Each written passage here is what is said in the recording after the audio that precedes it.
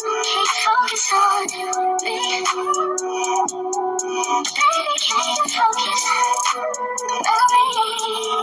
Hey my babies, it's Auntie Trice here with another video for you. If you have not done so, please head on over to all of my social media platforms and follow me on there. They're going to be listed in the description box underneath this here video. Like the video on your way in here, and don't be afraid to subscribe to Auntie's channel today because it costs $0 to support Auntie. So why haven't you done it? Why haven't you done it, my babies? I got my little trees. I got me some trees, and I'm rolling me some more, my babies, because I got to rest up before work. I got my handy dandy phone, and it's time for us to get into the tea for today. Okay, pay attention to this beautiful young lady that is floating across my screen. Her name is Tiffany, and she is calling out some of our industry greats for stealing songwriting credits and publishing. Okay, so I felt nothing but pain. I heard nothing but pain in this woman's voice when she came out and she made this video. It's kind of lengthy. It's like a little 10-minute video. So I'm going to let y'all listen to what she got to say, and I'm going to come back with the rest of my commentary. Almost every record that I have done, I have written when the artist was not in the room. I'll go through my own songs. Replay. Zendaya got 10% of the publishing, I think. She did not write on the song. She didn't. That song was written at a Rihanna song camp. It was on hold for Rihanna. Then it was on hold for Rita Ora. Famous came to me and said, yo, Tiff, there's this artist named Zendaya. We should cut Replay on her. So Zendaya got publishing and writer credit. She did not write on Replay. King by Tamar Braxton. I wrote and produced that song. I wrote that song for myself as an artist. In my living room. Tamar got, I don't know what she ended up getting. I think I own like 85% of that song. But I should own all of it because I did all of it. She didn't write shit. Seven Streeter, who's a songwriter. This one really hurt my heart. Seven Streeter, just being honest. Me and Mansour did that song. It was originally called Bitch. I wrote that song by myself. I'm not even really a big co-writer like that. I prefer writing songs by myself because, I don't know, I just prefer to write like that. So I have a lot of records that I have placed that either have one co-writer on or that I've written solo dolo, right? Seven ended up with 10% of that record. I fought like hell for her to not have any of the publishing because she didn't write anything on it. Publishing is my only source of income. And by the way, none of the artists that I've mentioned have a career anything close to in music Beyonce. None of them do. But the reason why I'm bringing up my experience with every artist or almost every artist that I've worked with that has taken publishing that they did not earn on the songs that I wrote for them is because there is a precedent that's set. The reason why I called out Beyonce is because Beyonce is the Michael Jackson of our generation. And so if there's anybody that could reshape the precedent, if there's anybody that could influence the industry, that had the power and the money and the cultural thing to say, you know what, y'all, you're right. These songwriters have been out here. We've been in the street, literally. I have been in the street in front of Spotify. I've been in front of Universal. I have sat and I have talked to all y'all publishers. I talked to y'all publishers. I talked to the DSPs. I talked to the copyright royalty, the U.S. Copyright Office. I talked to NMPA. I talked to RIAA. I talked to SONA. I talked to NSAI. I talked to all of them. And guess what? Y'all are still broke. Okay? That's the fucking truth, right? Okay? So the people that are like, oh, this is not true. I had somebody call it propaganda yesterday. It's not fucking propaganda. The reality is there is no A-list artist, B-list artist, or C-list artist that's not taking publishing, because that is the way the music industry works. And to deny that is delusional. And what I will not allow is for anybody to make me feel like I'm in the Twilight Zone, because I know I'm not in the Twilight Zone. I can pull up my records. I talked to somebody yesterday, a manager of somebody who is a writer and producer on Renaissance, okay? The record is one of y'all faves. The song was written 6 years before it got to Beyonce. She got 25% of the song. I've talked to another writer who wrote and sang on one of your favorite songs. Credit not right, all kind of shit fucked up. His business still isn't handled. Beyonce was on tour last year with that record, with that person's vocals, all that. I'm not crazy. And here's the thing. The reason why people who work for Beyonce don't talk is because they're all on NDAs. Because that's also how she works. She silences people so that nobody can speak. I'm not a writer that's written for Beyonce. I haven't shot my shot at Beyonce because I'm not willing to give her any publishing. Not because I haven't had the opportunity. I've had the opportunity to work with everybody. And I've turned down a lot of stuff because I'm not willing to play these games. There's a massive power dynamic happening. Please don't act like it's easy to negotiate with Beyonce and her team, because it is not. If that was the case, there would not be so many people coming to me like, Tiff, this is how much was taken. Shit is not negotiable. It's not. These are the terms, which means, okay, cool. Then we work for you, Beyonce. So that means you're an employer. But either way, to imply that the artists do not have to be responsible for the business practices that they exercise with songwriters, to insinuate that the only way you are treated fairly is if you are managed by one of the gatekeepers is bullshit. It's bullshit. You shouldn't have to be in company with a gatekeeper to be treated fairly. You should not have to have a gatekeeper on your team to make a livable wage off of music that is making people billionaires.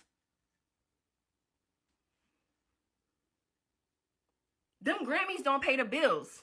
Those plaques do not pay the bills. There are people with Grammys and plaques who can't pay their rent. I know people who are super accredited, broke. It means nothing.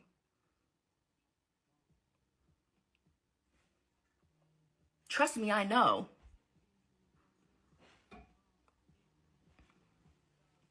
I remember having a conversation with a writer who wrote on, what was the record Beyonce did after or before Renaissance? I can't remember, whatever the record was. I remember talking to one of the writers and talking to them about how much of the publishing she was taking. And this writer was like, look, Tiff, I don't want no smoke with me. Like, I just let her take the publishing. That's bullshit. All of these writers that you guys see celebrating in the studio with these artists posted up in pictures like, yeah, everything is all good.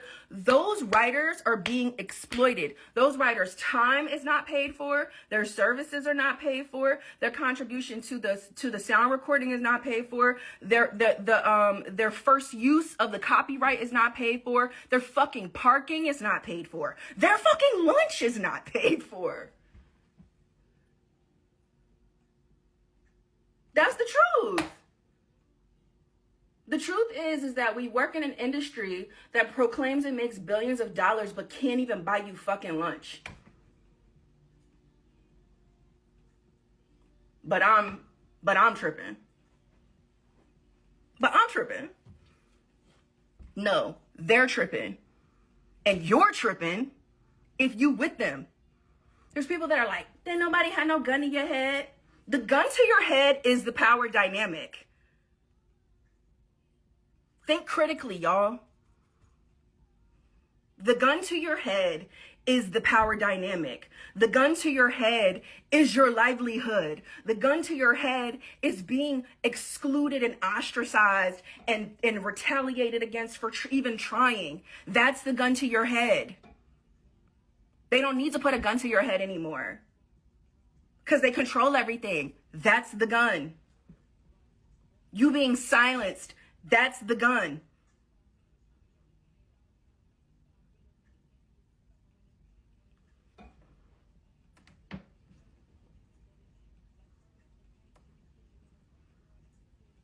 And you know, the thing that burns me up the most about Beyonce, and this is why I'm speaking about her specifically, is because Beyonce is Queen Bee. Beyonce is a black artist. Beyonce represents black excellence. Beyonce's team, like the people who work with her, these writers that I'm talking about that are exploited, they're us. You know what? It's so funny because when I think about my own career and all the people that have fucked me over, it's been my own people. Because those are the opportunities I had to work with my people. And this business is a racist business. So if you're black, you're usually put in R&B and hip. Okay, y'all see that. I only played y'all like 10 minutes of the live, but I think the live goes on to like 17, almost 20 minutes, if I'm not mistaken. But Tiffany Red was out here pouring her heart out, telling y'all that songwriters don't get the credit or the publishing that they deserve. And this is literally how they eat. And these artists are literally taking from them, taking out of their mouths, getting credit and getting publishing on songs that they didn't even write. And I'm just going to be honest with you. I know why they're doing that, because they have to have a certain percentage on that song. Like, they have to get credited a certain percentage on that song so they can get extra wages and extra money, so they can get, you know, their money from that song too. Because whether you know it or not, these labels be sucking these artists dry. These labels be sucking these artists dry, so they have to put their name on every little thing in order to get credit for every little thing, so they can pay these labels back what they owe these labels.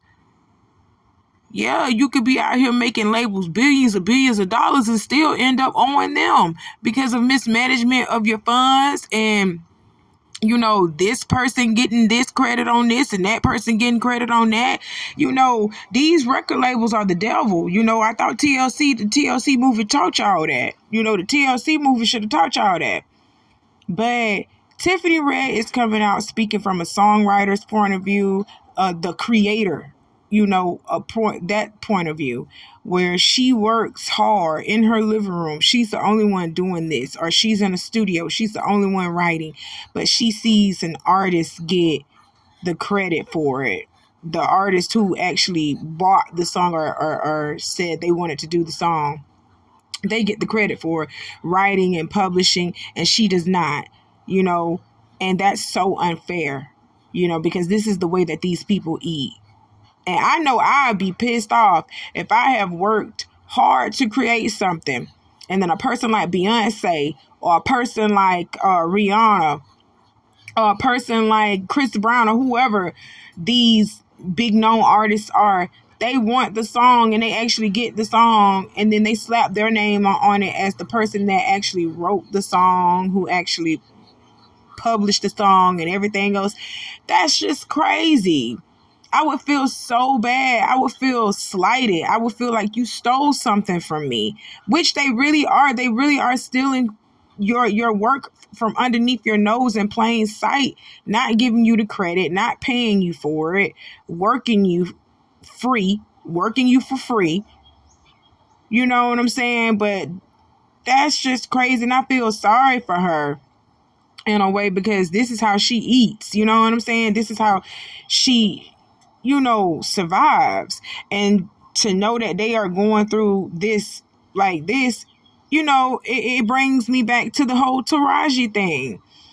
To know that actors and actresses are fighting just to make a livable wage is crazy. Like, to know that somebody at McDonald's, or to know that somebody who's a car salesman might be making more than Taraji 1 year.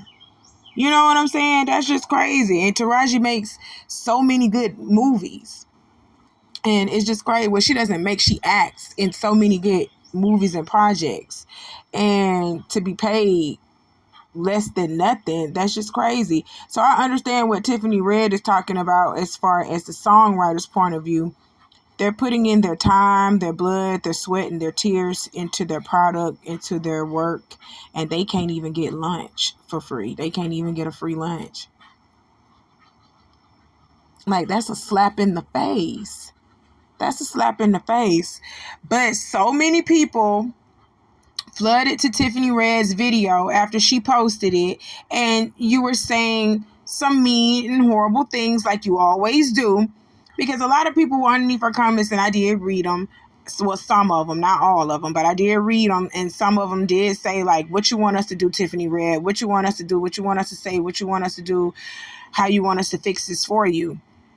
I don't think that she's asking the common folk to do anything about it. What she's trying to do is spread awareness and shed light on the situation of what's going on in the industry. I don't think she's asking for us to help her. She's actually exposing the industry and exposing what these artists are doing. Okay? So for y'all all to come flooding her video and saying, oh, you need to take that up with who you need to take that up with, this is why she responded with this video all in tears. Let me show y'all this. I am suing Sean Combs too. I'm suing Sean Combs. I'm suing Interscope Records. I'm suing Bad Boy Entertainment. I'm suing Epic Records. And I don't know who else. I don't know if my lawyer is saying there's anybody else that's in there, but those are the people that I am suing.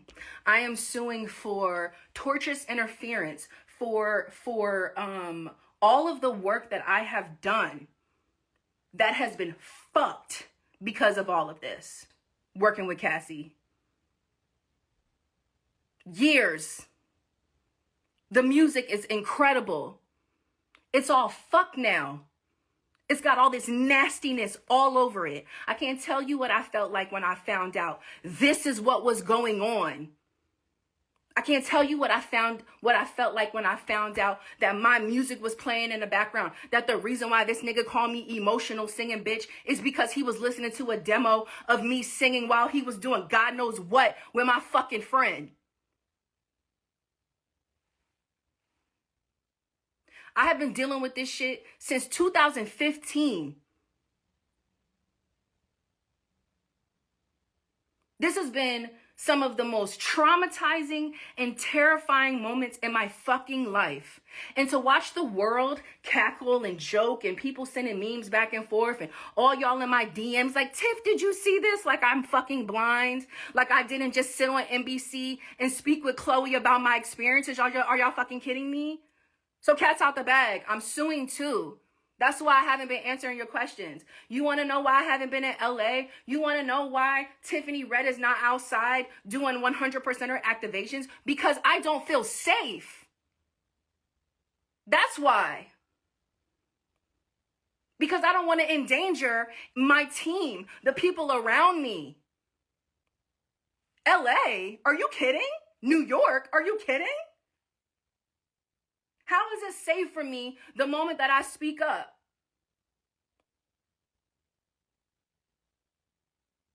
I just got a DM from Chalice for posting, trying to accuse me of defamation for my last post. That was a post of fucking Billboard. That was a post of some shit that was filed in a lawsuit yesterday. That's public domain. Fuck y'all. I will not be intimidated. I will not be intimidated. You ain't gonna sue me for shit, because I ain't do shit. And I don't believe y'all neither. I don't believe you. Your story don't make sense. You know how many times I've worked at Chalice? You gotta buzz the front door. Then you gotta buzz the next door. Then you gotta ask somebody what session you going through. You think that somebody can just run in who's just got shot? That shit don't even make no fucking sense. Explain all the blood in the bathroom. Explain it. Explain it. I'm not defaming nobody.